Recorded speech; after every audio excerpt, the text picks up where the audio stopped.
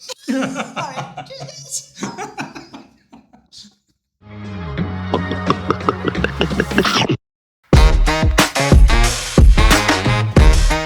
Hey guys, today I'm in Glasgow hanging out with the fabulous Nicola McRedmond of Drinkability, founder, director, all-star champion of recruiting for drinks and whiskey. So Nicola, for anyone who's never heard of Drinkability, can you tell us in one sentence or two or three exactly what it is and what exactly you do? You've kind of done it for me, which is nice. It's all things people in the whiskey industry. So recruitment, career advice, coaching, development, anything people, whiskey, that's me. Fantastic. So what exactly were you doing before all this? Were you in recruitment from the start? Is this like the long-term play, or have you been doing other stuff before you got into recruiting? So I've been recruiting for a very long time. When I first started, I was faxing CVs. So that probably gives you a little hint to my age. Been recruiting since I was 21. Lots of different industries, weird and wonderful, call centres, accounting and finance. But prior to that, I grew up in hospitality, as most fantastic people do. We do indeed. Always my love, and nearly actually got into the wine industry at one point, but was hospitality, food and drink. Started in recruitment at 21 and founded Drinkability 9 years ago now. Fantastic. So you're Glasgow born and bred, is that right? Whereabouts did you grow up? I grew up in Bearsden. Bearsden, nice. Nice. But spent 10 years in Sydney, Australia. So a fellow temporary Antipodean Correct. in the house. I was in Melbourne for 4 years in Sydney for a year before that. But did you just go to Sydney and like, this is me, I'm staying put? I just went to Sydney I was 24, very last minute, as most things I do. I'm going, and was for a year or two. Obviously, fast forward multiple years later, convinced an Aussie to marry me, had my daughter, and at that point, as many people do, I was like, it's time to go home. So I've been back exactly 10 years. It's very hard to leave Australia, isn't it? It's one of these things where you're like, I'm not quite ready to leave, but you kind of get dragged out by the ankles in one way or another. So yeah, I think when you want a little bit more living space, it's a bit like London. Yeah. It's okay when it's two of you, when there's a third and then a potential fourth coming. It's unaffordable. So, but no, Sydney was fantastic. Sydney was lots and lots of fun when it was work hard, play hard. When it was time to settle down a little bit, time to come home. So when did your whiskey journey start? Because obviously the whole point of this series is obviously to find out from various people in the industry, whether they work in recruitment or brand or advocacy and so on. Because obviously we all get into whiskey at a different stage in life. So where was it for you? You had your first epiphany moment dram, you went, right, this is me? Or was it purely from working with people in the whiskey industry doing what you do? It was. Well, where did my whiskey journey start? That was when I was a teenager and I tasted my grandpa's famous grouse. I'll bleep that bit out. Famous grouse or whatever he was drinking, and didn't enjoy it so much, probably because I did a shot of it. But my whiskey journey started with the people. So in a recruitment capacity, very quick, started a drinks recruitment company, very quickly got sort of strongholded in a good way into the whiskey industry because it is such a fantastic community, and had lots of referrals and these things. And fell in love with the people and the category. Fantastic. So obviously over the past couple of years, Nicola, the whiskey industry has faced a lot of road bumps, a lot of changes, a lot of challenges. And from your perspective, in terms of recruiting, you'll see the kind of jobs and roles around whiskey that are coming and going. So from what you've seen, what are the roles that are sort of fading into the background and which ones are coming to the fore? Yeah, it's been a roller coaster for the whiskey industry, and therefore also for people like me. Because people and hiring and letting go and all these things are quite a direct, I think, overview of what's happening in the companies and the brands. So from when I started the business 9 years ago, and it was very much, there was more jobs than there were people to go around. COVID, everything stopped. Then realised COVID seemed to be a good thing for whiskey, certainly. And it boomed again. It was like there was a sort of backlog of roles to hire and all these things. The last couple of years has been really interesting because I'm more surprised than anyone that I've still been incredibly busy. Companies are still hiring, but as you say, the jobs they're hiring look a little bit different. Are there new roles being created? Honestly, not really yet. And I don't know whether that's because the people of the whiskey industry, they're not on the big tech board yet, or there's people, in the businesses that are already able to do that. But there's certainly been a shift. So I would say, I recruit multiple role types in whiskey. I'm very niche in my sector, so I'm not so niche in job type. But 85% of what I've recruited in the last couple of years has been sales.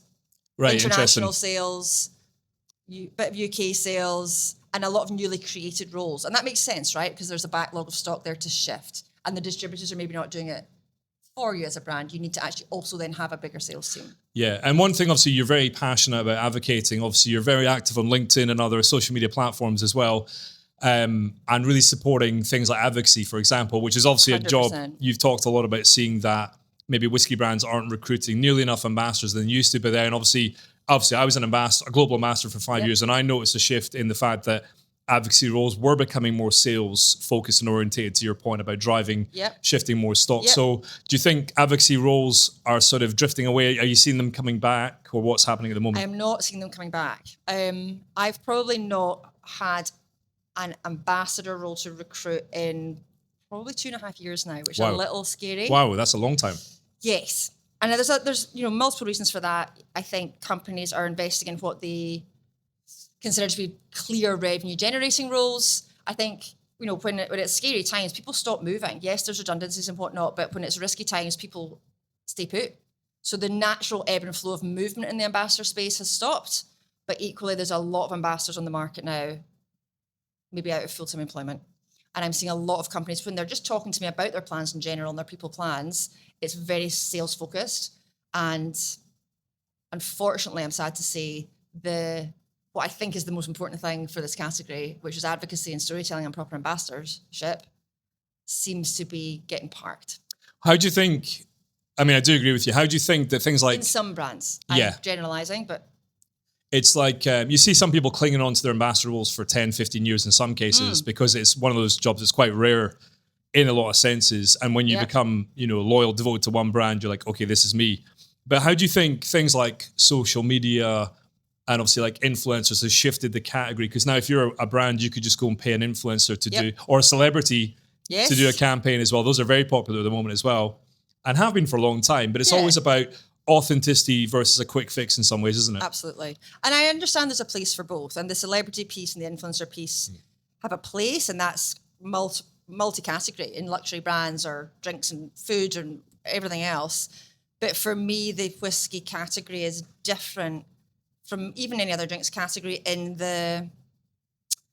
it's an agricultural product. It's a farming community. It's local communities. And yes, there's a place for all those things because that's where consumers are seeing the brand, but it can't replace real, proper, advocacy, storytelling.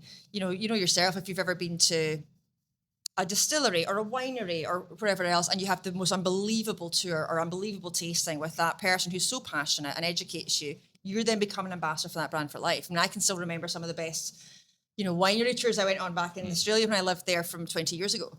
And I still understand that brand. I still like the product. I still source for it to find it and buy it here in Glasgow. It's so unbelievably powerful, and you will never get that connection from a social media post. Yeah, because it's all about it's the tactility of being with that person, getting to know them. It's authentic. Yeah, and you build a relationship with them as well over time. 100%. And obviously in your job, I think literally every time I've seen you in person has been inside a pub or at an event, a festival with a whiskey in hand, which is how it should be. That's the best part of our industry, is getting to go to festivals and talk to people and that's the glue.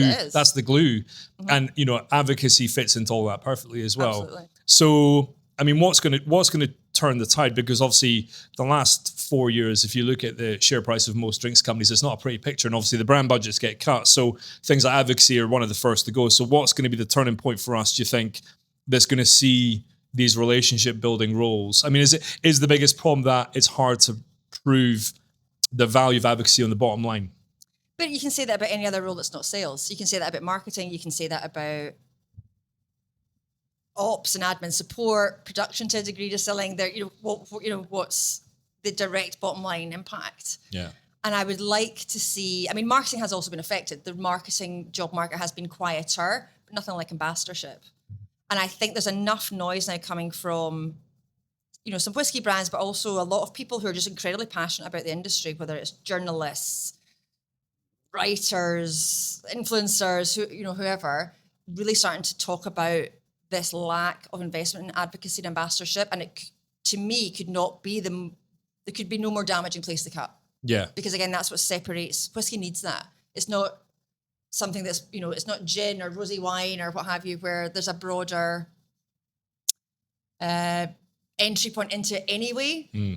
People really need to understand what's in this glass, the years and blood and sweat and tears and family and that's gone into it to really, I think, appreciate it, and as they should.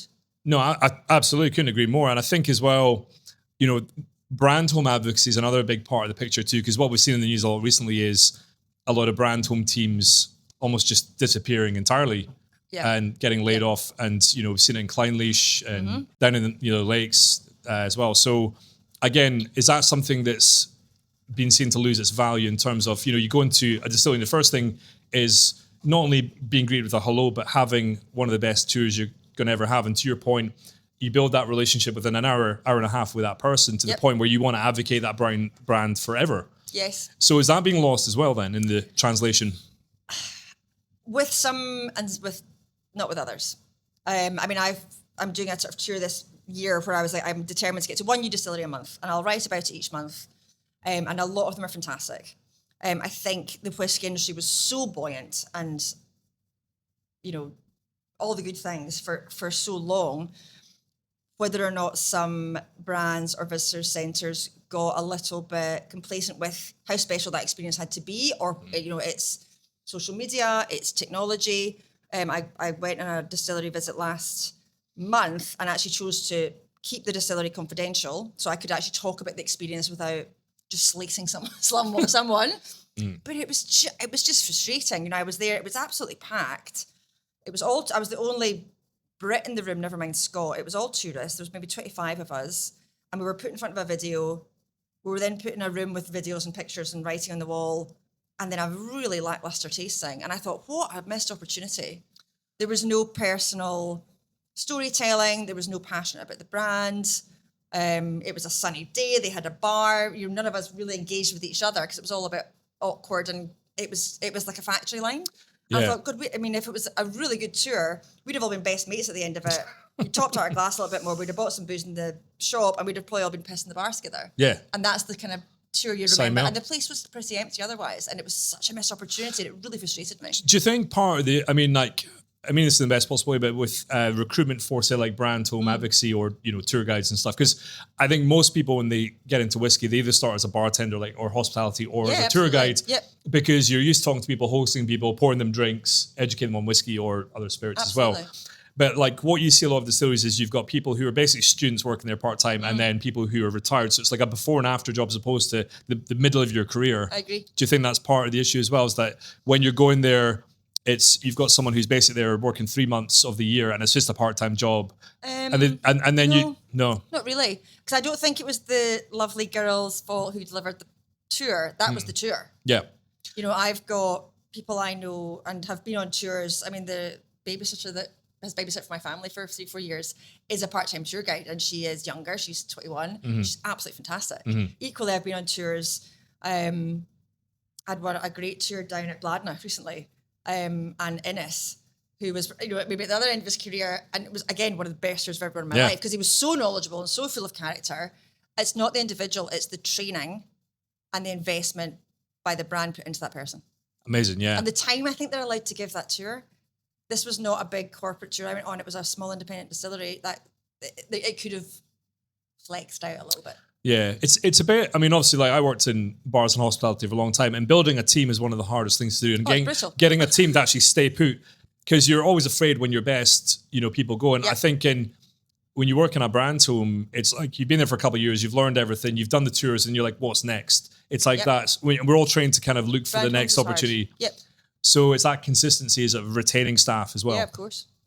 So on top of all the recruiting side, there's actually the coaching side to the business, which you launched last year. I launched just over a year ago. Yeah. So to me, this was meant to kind of complete the circle and the whole people side of what I do. Because recruitment is great, but it can be super transactional. And as an industry, it can be super transactional, which gives us the car salesman, estate agent reputation sometimes, which is not, unfounded. And I think I got to that point, I don't want to own, I've put a good almost a decade into this industry now. I've been in recruitment over 2 decades. That makes it sound ancient. But it's so stop and start. You know, I can only really help people if I've got a job right now for them to go into, and that's how I make money. And it started to feel a little transactional and disingenuous to me. So the coaching side came from that, whereby it sort of completed the full circle. And it's really nice when they complement each other. So, you know, I've placed people in businesses whereby they might be new to leadership. I already know that person and may have known them for a few years. I know the business. So for me to then come in and run a 3-6 month program with that person on new to management, or, you know, I've done work with execs, is a really nice, because I'm not an off the shelf career coach. I'm not an off the shelf development coach. It's very specific to the drinks industry. It's very specific to what the drinks industry or whiskey industry is doing right now. And I've got quite a different standpoint where I'm speaking to and looking at multiple brands. Quick location change. Yeah, so with the coaching side, it's sort of saying to people there is longevity in working in drinks in the whiskey industry. Absolutely. So, I mean, how do you sort of paint that picture? If you're doing coaching for someone, how do you give them that reassurance to say there is a long game you can play here? Well, I think it's about teaching them what that long game can look like. And as I said before, the recruitment piece can be so transactional. You know, I could know someone for 4 or 5 years, be coaching them through a really lengthy interview process. They start in the job and I go, good luck, you know, and you know, there's a great hiring manager or owner and there's a great person, but I can come in at that point and without starting from scratch as a coach, I can actually sometimes know what a lot of those pressure points are. So whether that's, as I said, it's an add-on to the recruitment piece in itself and making sure that person is now enrolled but actually thriving and doing really well, whether that's, you know, it can be employer funded, or whether it's smaller, bite-sized, affordable chunks for individuals that help them build your own career plan. Don't wait for someone else to build it for you, like a hiring manager. You know, I've got an internal interview coming up and I've not interviewed in 8 years and it's a big step up. Can you help me? Yes, I can. Let's do a really robust 90-minute focus session.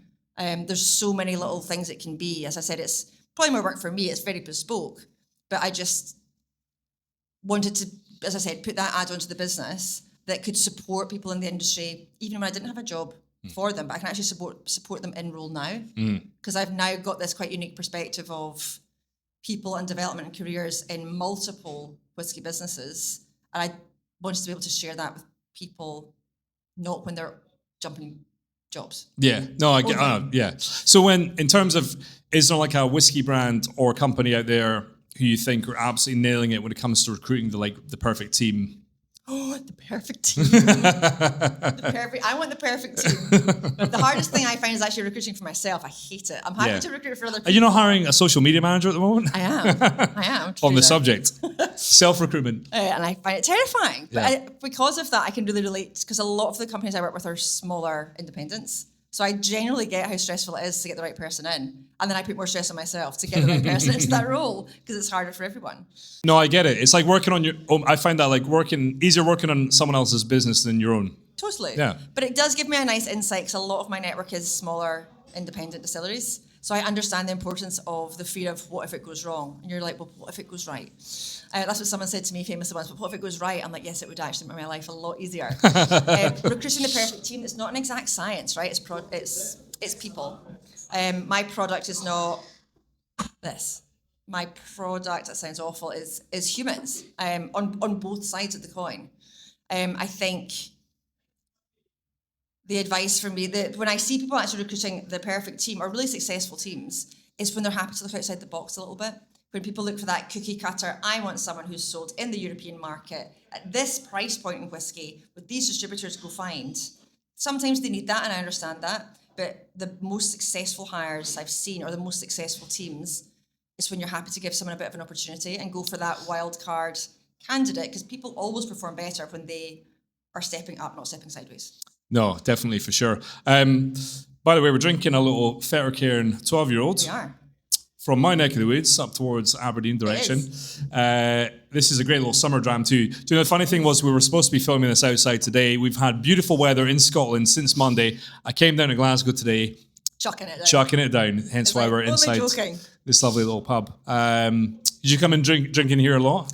I do drink in here a lot. I used to work for the ubiquitous chip, by the way, is where we're drinking. The ubiquitous chip. I used to work for the sort of wider group. Growing up through university, I worked in a little restaurant called Stravagan, which was unbelievable food, unbelievable wine. So I had a good education. So thankfully they gave us a little space. Yeah, no, very kind of them. And so, like, obviously, I think whenever I catch up with you, it's like we could talk till the cows literally come home. Yeah. But I just want to finish off. Is there anyone in the industry, or, you know, because this is a funny one, because I think in Whisky we say, who kind of inspires you? Recruitment seems like a weird one. Who is there anyone who inspires you in the recruiting? Those who are hiring the most staff. No, I'm kidding. It's a really hard question though, because there's some people that inspire me for loads of different reasons. Because I see such a cross section of the industry. There's obviously brands that are doing some really cool things, and industry stalwarts like Billy Walker. There's people like Dawn Davies, I think is amazing, flying the female flag, and she's formidable. But I think for me as well, Dave Broom, because he is unbelievably, knowledgeable, and he's a genius, but actually when you speak to him, he just breaks it down and it's so accessible.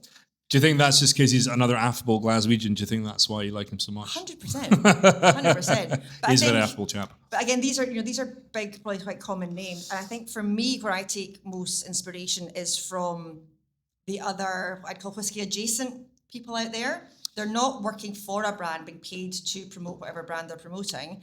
It's the people like Alina Lau down in London at the Nightcap Club. It's Christian Westray, it's Ryan Sweeney at the Soho Whisky Club, who are out there just putting themselves out there, talking about really important topics about what we are all trying to do, which is making whisky more welcoming and bringing new consumers to the category, which is the hot topic, right? And commercially, it's good business, but they're doing it because they fucking care. They're not working for a brand doing it. And I think those are the people out there shouting about it and genuinely pushing and fighting to try and help the brands do that, which I am in my way as well. Those are the sort of people I find probably most inspiring. So genuine passion as opposed to paid for passion. 100%. Yeah, absolutely. And both can exist. Absolutely, both can, yeah. You can be convincing to be passionate when you're paid enough money, right? Absolutely.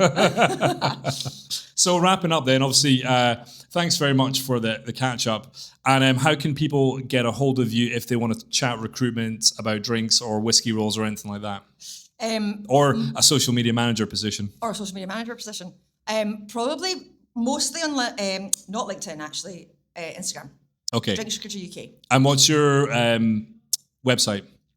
So drinkability.co.uk. Perfect. Is the best way probably to follow me in terms of newsletters, new jobs. People can go on there and actually set up their own profile, which you self-manage, and you can set up your own job alerts. Amazing. So go on there, set up your profile, you'll get industry guff, you'll get my opinions, rightly or wrongly, but you will get a live feed of absolutely everything I'm working on as well. So Instagram, Drinkability UK, or drinkability.co.uk. Amazing. Well, we need more people like you driving things forward in the industry. So thank you very much for joining me today for a quick bite. Cheers, guys. Cheers, guys.